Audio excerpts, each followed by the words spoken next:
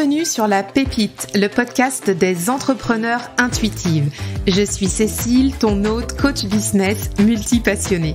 Ici, on parle entrepreneuriat en ligne, état d'esprit et passage à l'action en respectant nos sensibilités.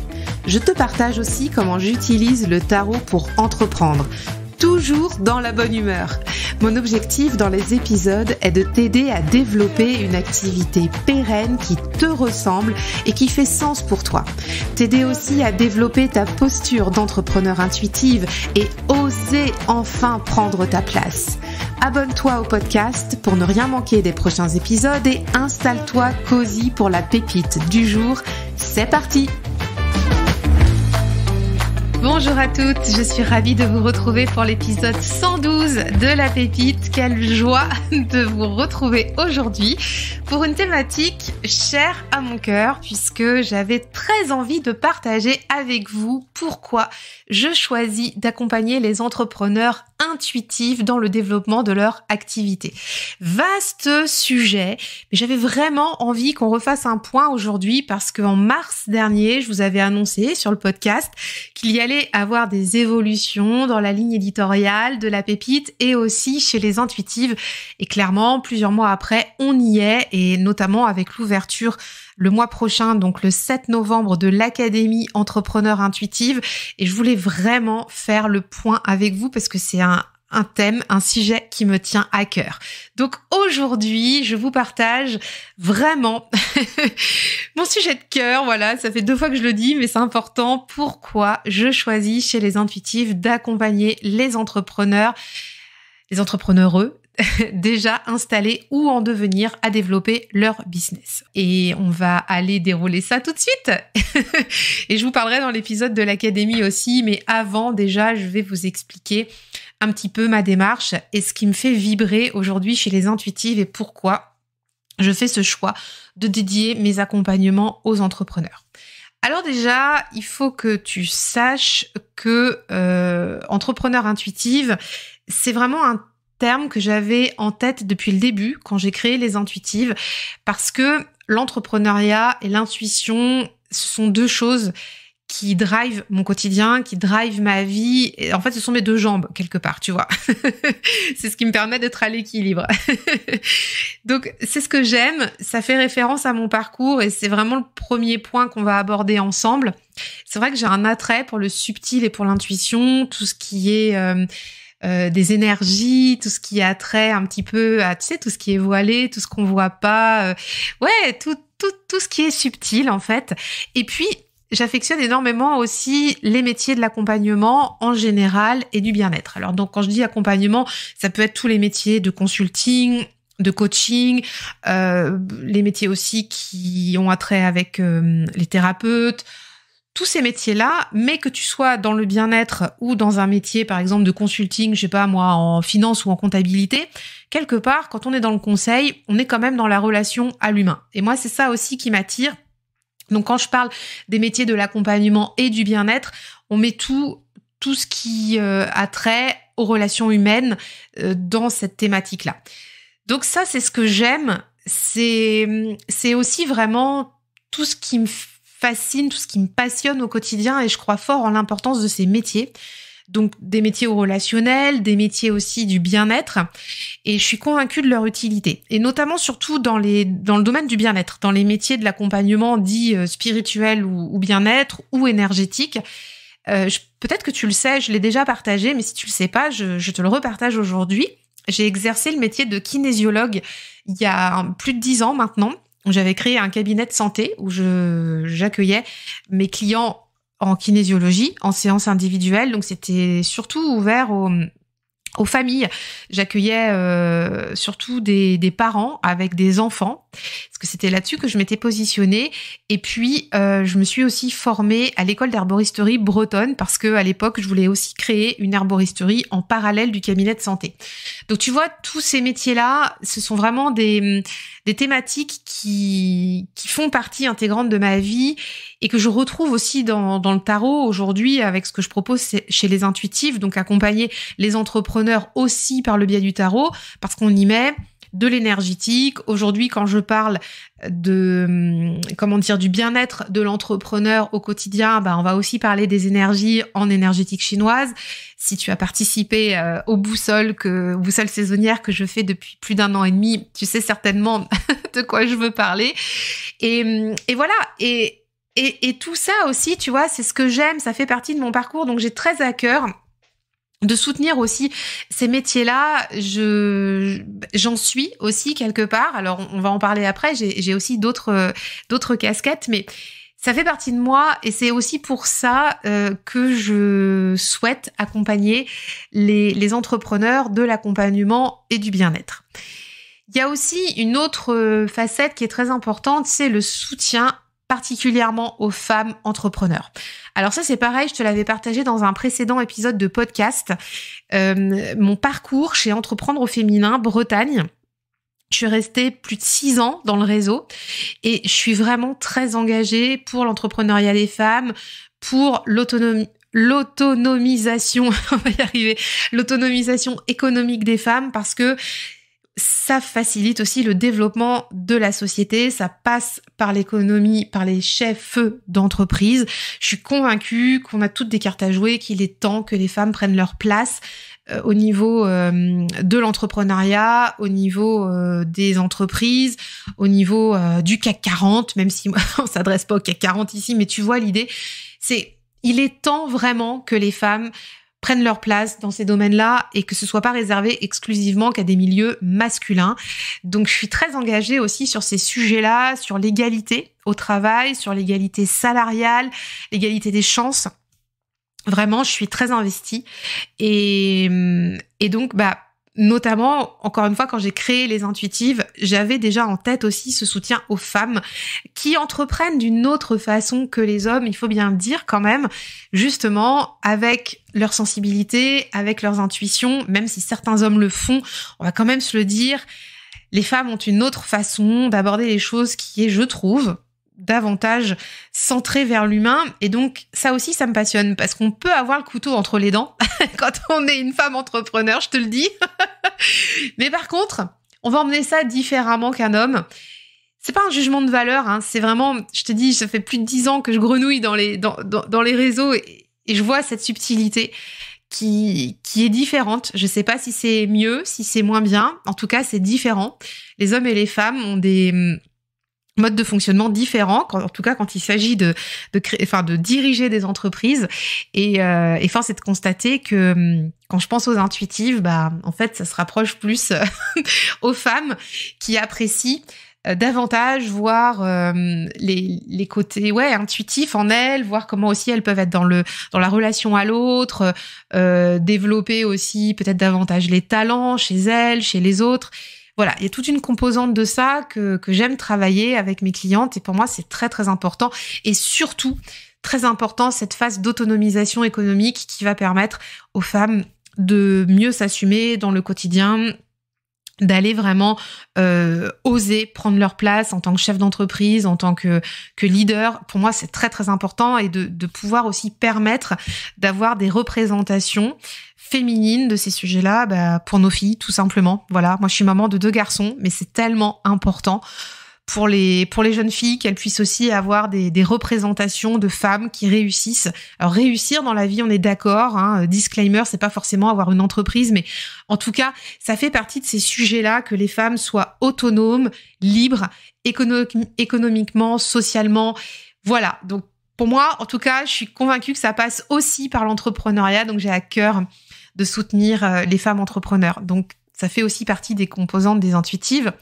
Et puis, comme tu le sais, je suis passionnée par tout ce qui est subtil, intuition, tarot, bien sûr, qui m'accompagne depuis plus de 20 ans. Mais je suis aussi passionnée de l'entrepreneuriat. Ça, c'est un fait et ça fait partie de mon quotidien. Je ne peux pas passer une journée sans penser à l'entrepreneuriat. C'est pas possible. Mais comme je peux pas passer une journée sans penser aux énergies et sans penser non plus aux arcanes de tarot. Par exemple, si je vis une situation, si je croise quelqu'un, ça va me faire penser, tu vois, à une analogie de carte ou quelque chose comme ça. Et aussi, si je suis en train de me balader ou pareil, de parler avec quelqu'un, bah, les idées vont popper dans ma tête par rapport à tout le thème de l'entrepreneuriat. Il y a plein d'idées qui vont arriver comme ça. Donc ça aussi, c'est une passion très, très forte dans mon quotidien. Et c'est aussi pour ça que ça fait partie des points que j'aime à ce point et que j'ai envie de développer chez les intuitives. Alors moi, mon côté entrepreneurial, il va se développer davantage du côté du business, développement. Donc tout ce qui est vente, marketing. Moins sur la compta et l'organisation, qui sont moins mes zones de brillance, mais clairement là où je suis vraiment au top, c'est sur tout ce qui est travailler les offres, travailler l'écosystème de vente, accompagner mes clientes à connecter avec leurs propres clients, à travailler vraiment tout ce qui est tout ce qui est vente et mais la vente éthique, tu vois, la vente et le marketing éthique, ça on va en reparler aussi après, et c'est très important pour moi de relier ça à l'humain. Donc voilà, ça c'est vraiment la passion, hein. La vente, c'est avant tout le relationnel à l'autre, c'est pas du tout un gros mot. Et moi voilà, ça m'intéresse tout ça. On peut parler des neurosciences, on peut parler de plein de choses dans ces thématiques-là, mais ça m'intéresse tout autant. Et donc aussi la passion de l'entrepreneuriat, c'est aussi mettre l'énergie au service des projets individuels, collectifs, pour nous, pour nos clients. Et ça, c'est extrêmement passionnant parce qu'au final, quand tout le monde va dans la même direction, il y a des belles choses et des grandes choses qui se passent. Donc ça, c'est vraiment, vraiment top. Et ça me fait penser, tu vois, par exemple, quand je parlais du soutien aux femmes tout à l'heure, quand on se met tous et toutes dans la même direction. Je parlais d'autonomisation économique. J'ai été ambassadrice chez Min's Business pour Facebook France il y a 4 ans maintenant, et ça a été une super grande aventure. On avait fait une journée de masterclass entière avec des ateliers en présentiel. Il y avait 130 femmes. C'est moi qui pilotais ce projet-là, et c'était pour justement soutenir les femmes dans le numérique, pour pouvoir leur permettre de gagner en compétences, de monter en qualification. C'était vraiment génial. Et ça, c'est pareil, c'était, tu vois, de l'individuel, du collectif, et ensemble, on va dépasser le plafond de verre. Enfin, tu vois, c'est ce genre de choses, moi, qui m'anime au quotidien. Et le tarot est là, peut-être en filigrane, mais pas toujours, hein. Et donc, pour toutes ces raisons, ça fait qu'il y a des multipassions qui viennent se nourrir les unes les autres et qui font qu'aujourd'hui, toutes ces thématiques-là que j'affectionne particulièrement font partie de moi, font partie des intuitives et de ce que je souhaite apporter à mes clientes. Et puis, enfin, je t'en parle depuis le début, la passion du tarot qui est dans ma vie depuis que j'ai 18 ans, depuis, ça fait 22, 23 ans maintenant, qui est là pour l'expansion personnelle, pour apprendre à mieux se connaître et pour avancer sur son chemin de vie. Pour moi, c'est un indispensable d'avoir les cartes. Ça permet vraiment de magnifiques choses pour pouvoir débunker des situations, pour pouvoir comprendre des contextes, pour pouvoir faire des analyses fines aussi parfois de notre façon de penser, de notre façon de voir les choses. En aucun cas, je ne remets le pouvoir aux cartes, jamais. Je garde toujours mon discernement, mais par contre, moi, ça me permet de mettre à plat des situations et de prendre des décisions de façon éclairée en ayant des éclairages sur une situation A, une autre B, une autre C, et puis de pouvoir observer avec un tirage ce qui se présente à moi, éventuellement les chemins qui s'offrent, et de pouvoir me questionner sur les meilleures routes à prendre. Donc ça, c'est vraiment très précieux. Donc je m'en sers pour comme je te disais, pour l'expansion personnelle au quotidien, aussi pour d'autres choses, hein, dans mes plans personnels, plus pour du divinatoire, du travail transgénérationnel. Ce sont des choses dont je parle peu ici, mais par contre, pour tout ce qui est expansion personnelle, ça c'est excellent. Et pareil aussi dans les boussoles saisonnières, on travaille dessus avec les énergies en présence des saisons. Et ça, c'est extrêmement puissant pour pouvoir être bien dans ses baskets. Donc ça aussi, ça fait partie de la composante qui nourrit les intuitives et qui nourrit ce que j'affectionne et qui nourrit mon parcours. Ensuite, il y a un deuxième point qui fait que pourquoi je choisis d'accompagner les entrepreneurs intuitives, c'est ce que j'ai constaté dans mon parcours d'entrepreneur aux côtés des femmes. Alors, disclaimer, ici, je vais te parler d'exemples que j'ai rencontrés, que j'ai vécu et qui ne sont pas des généralités. Je vais te parler simplement de mon expérience. Donc, c'est pas un état de fait, c'est un retour d'expérience de Cécile, de ce que j'ai côtoyé, de ce que j'ai traversé aux côtés de femmes.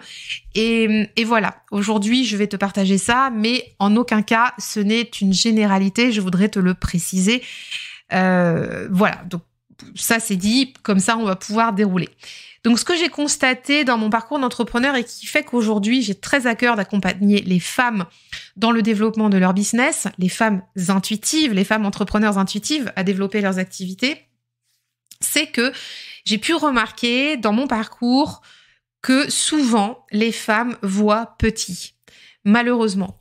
Souvent les femmes, quand on est dans des métiers de l'accompagnement et du bien-être, on va parler de ma petite entreprise, ma petite activité, mon bébé passion.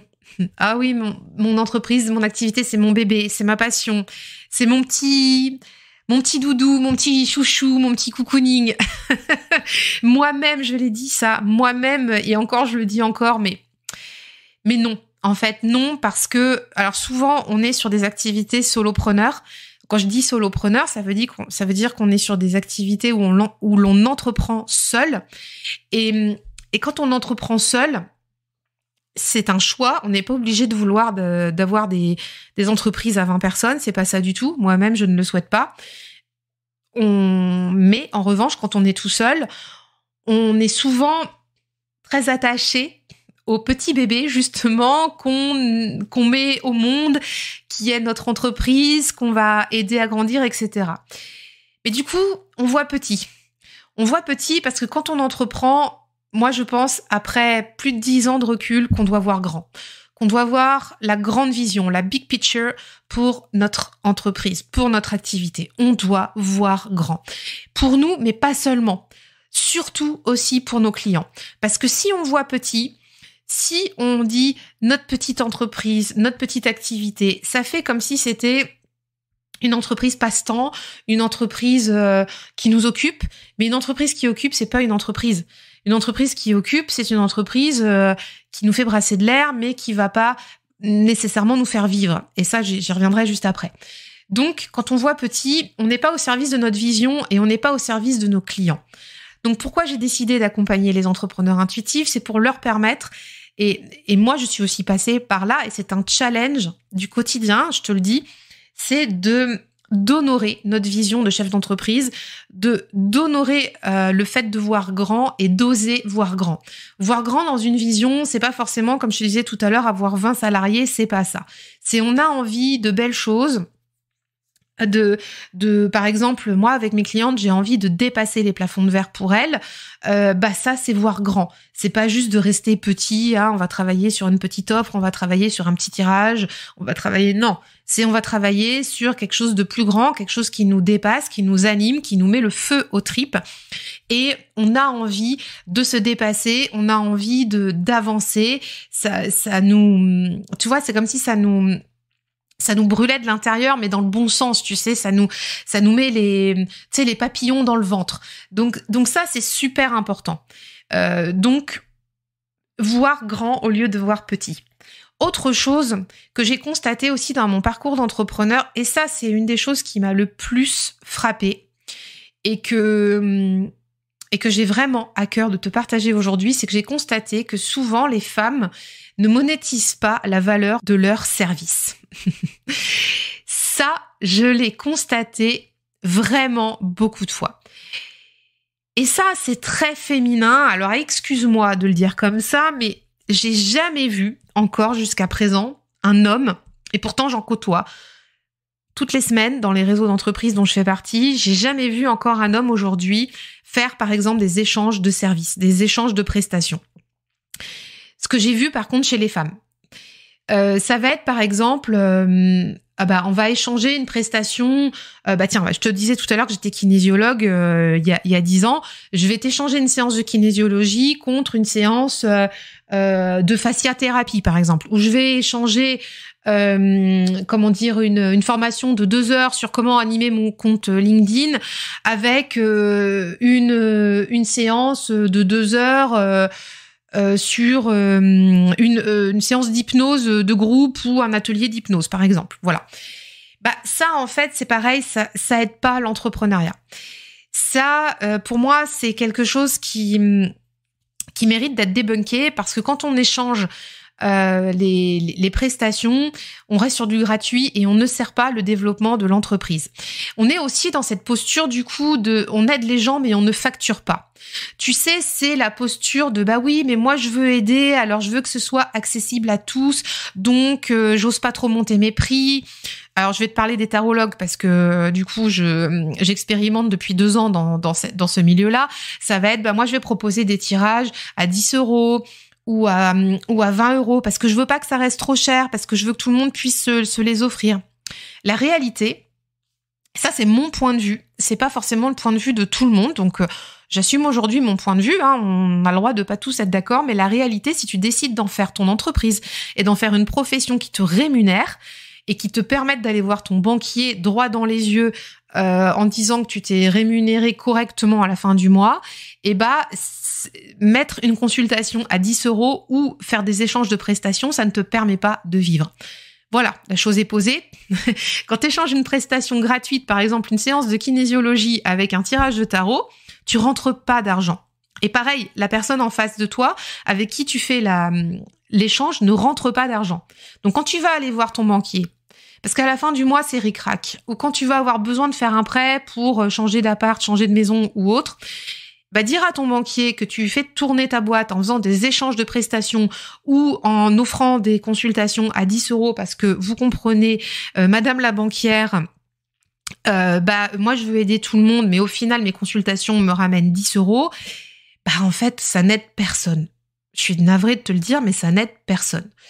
En fait non, je suis pas navrée de te le dire. Mais non, mais c'est ok si tu fais ça bénévolement et si c'est une activité à côté d'une activité qui te rémunère par ailleurs que tu as et qui, voilà, ça c'est ok. Mais si tu veux en faire ton activité principale, je me dois de te dire que ça ne t'aide pas. Et moi, quand j'accompagne mes clientes, je suis pas là à leur dire qu'on va vendre des 1000 et des cents. C'est pas ça le propos. C'est de se dire à quel montant, à quelle juste valeur on se rémunère en tant que thérapeute, prestataire, accompagnant, consultant, et à quel moment c'est juste aussi pour le client. Tu vois, il y a qu'est-ce qui est juste d'un côté et de l'autre. Et je voudrais aussi te partager que moi j'ai vu des femmes qui vivaient au RSA, qui offraient des prestations gratuites, et par ailleurs qui allaient chercher des paniers repas à la banque alimentaire. C'est super dur. C'est super dur parce que ces femmes sont dans une générosité incroyable. Elles veulent aider beaucoup de monde et pour autant, c'est très difficile parce qu'elles sont elles-mêmes dans une situation précaire. Donc, c'est-à-dire que ça ne sert personne d'aller offrir des prestations gratuites quand la thérapeute, quand le prestataire est lui-même dans une situation insécure. Alors que si, par exemple, au lieu de proposer des prestations gratuites, on propose à la place une prestation ne serait-ce qu'à 50 € de l'heure, par exemple, on est déjà dans une situation beaucoup plus équilibrée qui permet au moins de pouvoir payer le caddie de course, tu vois. Moi, de mon point de vue, ce schéma, il doit plus exister, ni pour les entrepreneurs, ni pour les clients. Parce que dis-toi bien aussi que les clients méritent d'avoir des professionnels qui sont sécures, qui s'occupent d'eux, qui sont bien dans leur tête, qui sont bien dans leur basket, qui sont en sécurité dans leurs besoins primaires, dans leur vie, et du coup qui ont à leur côté des professionnels qui sont dans cet état d'esprit-là, et voilà, qui doivent être aussi rémunérés à leur juste valeur pour vivre dignement. Parce que crois-moi, un professionnel qui est en insécurité matérielle, financière, comment veux-tu qu'il accompagne correctement ses clients? S'il est en train de se demander à chaque fin de journée comment il va nourrir ses enfants, comment il va remplir son frigo, comment il va payer la cantine des enfants. C'est très dur. J'ai côtoyé des femmes pour qui c'était super dur. C'est inacceptable en fait, parce que on peut pas accepter ça. On peut pas accepter de prendre le risque d'entreprendre et d'être en difficulté comme ça. C'est pas possible. C'est vraiment inacceptable. Et moi, je suis pour que chacun soit rémunéré à sa juste valeur, puisse trouver les clients qu'il mérite et que les clients méritent aussi à leur tour d'avoir des professionnels sécures qui s'occupent bien d'eux, tu vois.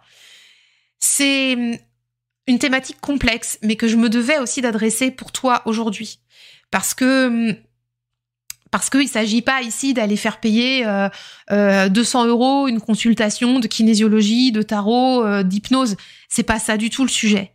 C'est déjà de se dire à quel moment on est rentable dans son entreprise, à quel moment on monétise la valeur de nos services. Il n'y a pas de honte à se faire payer, parce qu'à la fin du mois, quand on va devoir aller remplir le frigo, quand on va devoir regarder le compte en banque, qu'est-ce qui se passe si on n'a pas facturé nos services? Qu'est-ce qui se passe?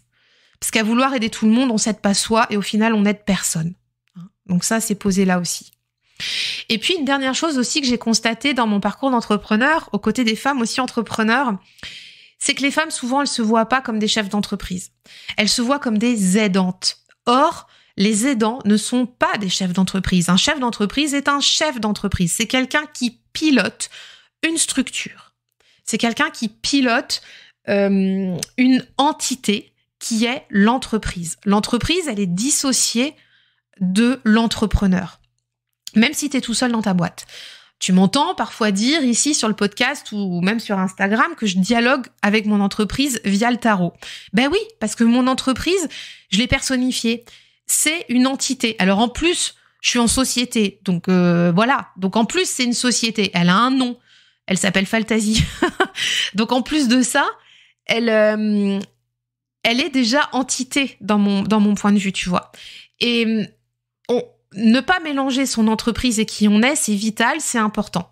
Et d'autant plus quand on est dans les métiers de l'accompagnement et dans le bien-être ou dans les métiers des thérapeutes, etc. Souvent, on se voit comme des aidants. Alors, on en vient au point du dessus, on n'ose pas monétiser la valeur de nos services. Et puis, mais on se voit pas comme des chefs d'entreprise parce qu'on est tout seul. Or, ton entreprise, qui est déclarée à l'URSSAF, au RSI, à l'URSSAF, enfin ce que tu veux, elle a un numéro de SIRET.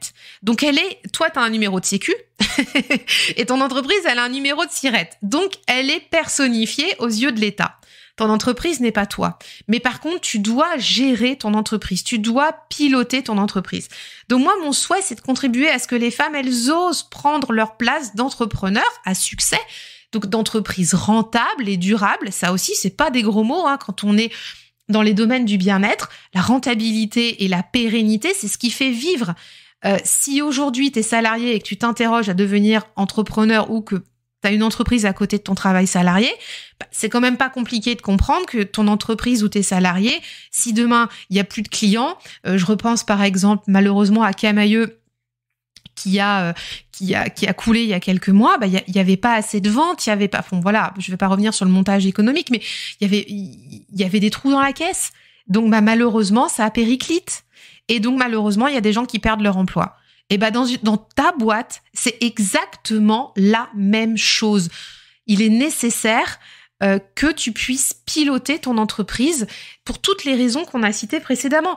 Arrêtez de voir petit, il est temps de voir grand et il est temps de monétiser la valeur de tes services à juste mesure, de façon éthique bien sûr. Tu me connais, hein, je suis pas le genre à te dire d'aller facturer des trucs invraisemblables. Mais il est temps d'avoir cette vision-là et de te poser dans cette vision-là si tu souhaites entreprendre une activité dans le domaine de l'accompagnement et du bien-être. Et puis surtout aussi, c'est que les femmes méritent de réussir. C'est vraiment super important pour moi, c'est une mission prioritaire avec les intuitives que je me suis donnée. Alors je me positionne pas du tout en tant que sauveuse, hein, loin de là mon idée, mais Je côtoie les femmes entrepreneurs depuis plus de 10 ans et je te le dis, on mérite de réussir. Je m'inclus dedans parce que c'est très challengeant au quotidien d'être à la barre d'une entreprise, qu'elle soit petite, que tu fasses 3 000 € par an si tu as un side project, ou que tu fasses 30 000 ou que tu fasses 300 000 €, voire plus. C'est très challengeant. C'est même pas une question de chiffre d'affaires, c'est une question de leadership et de posture. Et pour moi, c'est super important de m'inscrire dans cette dynamique-là. On mérite toutes de réussir. Voilà, donc ça aussi, c'est posé là. Et j'ai tellement envie d'y contribuer que chez les intuitifs, ce sera aussi le fer de lance et que c'est pour ça que je choisis d'accompagner les entrepreneurs intuitifs. Et puis, dernier point, hyper important aujourd'hui dans le domaine dit spirituel, entre guillemets, c'est que je milite pour le zéro bullshit. Écoute, moi j'accompagne mes clientes avec stratégie et intuition. Tu le sais, on utilise le tarot chez les intuitives. Et quand je te dis aussi avec stratégie, c'est avec des stratégies d'entreprise, des stratégies de développement des ventes, de marketing qui sont posées. Mais la réalité, c'est que moi, je les accompagne, mes clientes, à passer d'une activité passion à une entreprise rentable. Je leur vends pas du rêve. Ce qui fait que je vais peut-être un petit peu moins vite que d'autres entrepreneurs qui peuvent brandir un petit peu la baguette magique, tu vois. Mais il y a une réalité quand même dans nos sphères spirituelles aujourd'hui. C'est qu'on voit passer, enfin, en tout cas, moi, pareil, ça c'est mon discours, c'est que je vois passer beaucoup de bullshit, beaucoup de rêves, beaucoup de licornes, beaucoup de paillettes. Et que moi, je suis convaincue que quand on dirige une entreprise, comme je te le disais tout à l'heure, même si on est à 3 000 € ou même si on est à 10 000 ou peu importe, à 30 000 ou 50 000 ou 100 000, la démarche, en tout cas au niveau du mental, reste la même. Même quand on est seul aux manettes, ça requiert de la structure et de la stratégie. Et même si on évolue dans le domaine de l'accompagnement, du bien-être et de la spiritualité. C'est ce que j'apprends à mes clientes. Ne pas se fourvoyer, être réaliste et endosser notre costume de leadership, de dirigeante, d'entrepreneur intuitive. Les deux sont compatibles, mais ne nous fourvoyons pas. Les contes de fées, les baguettes magiques, c'est dans les contes de fées, tu vois ce que je veux dire? C'est qu'à un moment donné aussi, diriger une entreprise, je suis désolée, si l'URSSAF t'appelle demain pour dire que tu as un rappel de cotisation, tu vas pas lui dire que tu as manifesté à la lune la veille le fait que t'aies pas ton rappel de cotisation. Excuse-moi de parler comme ça, mais franchement, il y a des réalités quand même, on peut pas passer outre. Donc oui, c'est bien de travailler sa spiritualité qui nous est propre à chacun, et moi-même, je crois en des choses qui me dépassent très clairement. Voilà, donc j'ai aussi une pratique, moi, au quotidien, mais qui m'est très personnelle. Mais par contre, la réalité d'entrepreneur, c'est que, comme voilà, tu dois faire ta compta, tu dois rendre des comptes à ton banquier, à ton comptable, tu dois rendre des comptes à l'URSSAF, tu dois rendre des comptes à l'État, à tes clients. Et franchement, pour ça, c'est de la stratégie, c'est du pilotage, c'est de faire les choses dans le bon sens, dans sa structure, et d'être rentable, d'être pérenne et d'avoir une vision aussi structurelle de ton entreprise, de ne pas bricoler. On arrête le bricolage. On veut des entreprises rentables et durables, et on ne veut pas des passe-temps. Voilà. C'est aussi ça, tu vois, en termes de posture. Est-ce que tu veux un passe-temps ou est-ce que tu veux une entreprise rentable et durable qui te permette de te dégager un salaire et de vivre de ton activité? Zéro bullshit ici. C'est vraiment la question que je pose. Alors moi, je promets pas les 10K par mois à mes clientes. Ça, c'est quelque chose qui a pas lieu ici chez les intuitives. Je promets pas de technique de manifestation fumeuse non plus. Chacun sa spiritualité, mais moi, je suis pas dans ces trucs-là. Même si je crois énormément à la force de l'intention. Voilà, mais je promets pas des techniques fumeuses. Je promets pas non plus que de faire 1000 abonnés Instagram en faisant un post. Voilà, je promets pas non plus qu'un tirage de tarot aura la recette magique pour solutionner tous tes problèmes. Moi, ma promesse, elle est simple, et c'est celle d'aider mes clientes de cœur à passer d'une activité passion à une entreprise rentable. Voilà, de développer leur vision, de développer leur stratégie de développement commercial et marketing, et de développer leur leadership. Et pour faire ça, on utilise des stratégies qui sont factuelles, simples, mais efficaces pour viser la rentabilité d'une entreprise. Et puis, on utilise aussi des alliés, des outils que sont le tarot, l'énergie personnelle, travailler en lien avec les saisons, etc. Et ça, voilà, ça fait partie des choses que j'aime. On en a parlé juste avant en début d'épisode. Ça fait partie du combo que j'ai imaginé pour les intuitives. Mais chez les intuitives, il n'y a pas de promesses fumeuses, il n'y a pas de bullshit, il n'y a pas je te promets 10K par mois, c'est pas vrai. Une entreprise rentable, elle peut être rentable si tu rentres 200 € par mois et que tu as besoin que de 200 € pour faire tourner ton activité. La rentabilité, c'est la balance. Je sors 100 €, je rentre 100 €. T'es à l'équilibre, t'es rentable. Enfin, du moins, t'es à l'équilibre. Pour être rentable, il faut que tu rentres 110.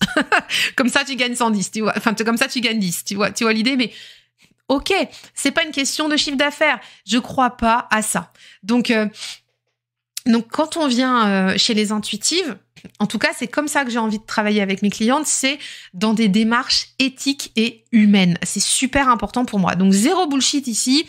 Pas de ça chez les intuitives, en tout cas. Et donc, je te le redis, même si on travaille avec les cartes, ce qu'on fait avec le tarot dans l'Académie Entrepreneur Intuitive, il y a des fondamentaux business et marketing. Il y a des méthodes sur lesquelles on peut pas transiger pour réussir. Et du coup, moi, j'accompagne aussi mes clientes à les mettre en place pour ça, qu'elles travaillent en ligne, en présentiel, qu'elles travaillent dans l'accompagnement, dans les métiers du bien-être. Moi, j'ai à cœur que chacune puisse réussir en entrepreneuriat, car, encore une fois, chacune mérite de réussir. On mérite toutes de réussir. Voilà.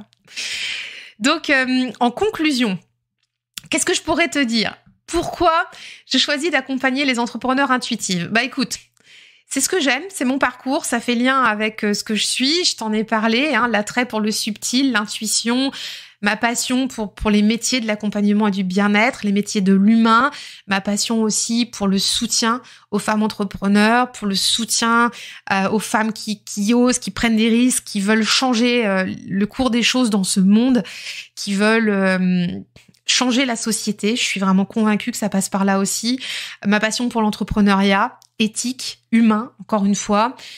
Et puis ma passion pour le tarot, alors ça bien sûr tu la connais, on va pas revenir ici, mais pour tout ce que ça nous permet de faire, pour mieux se connaître, avancer sur nos chemins de vie.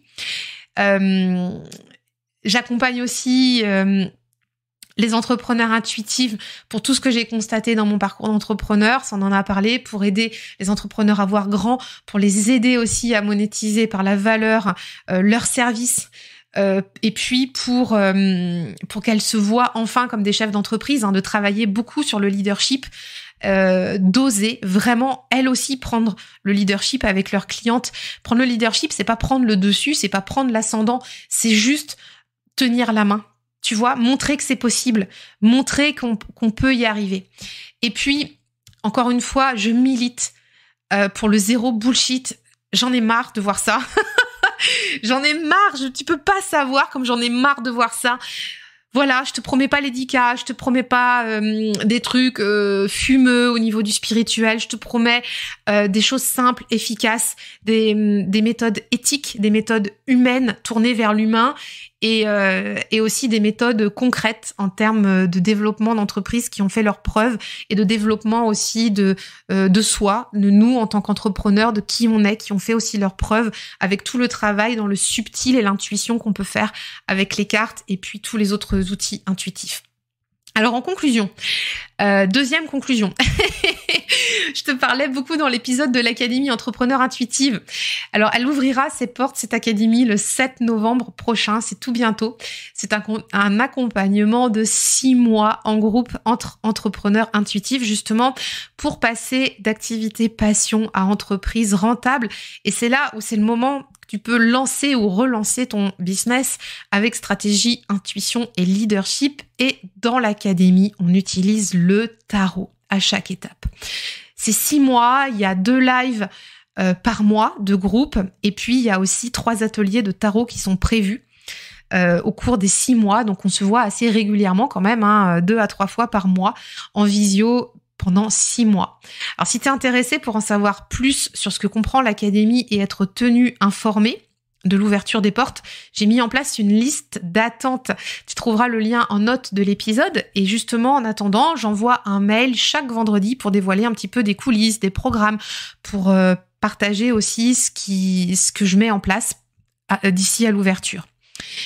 Et aussi, les inscrites à la liste d'attente recevront fin octobre une offre exclusive pour rejoindre l'académie à un tarif préférentiel.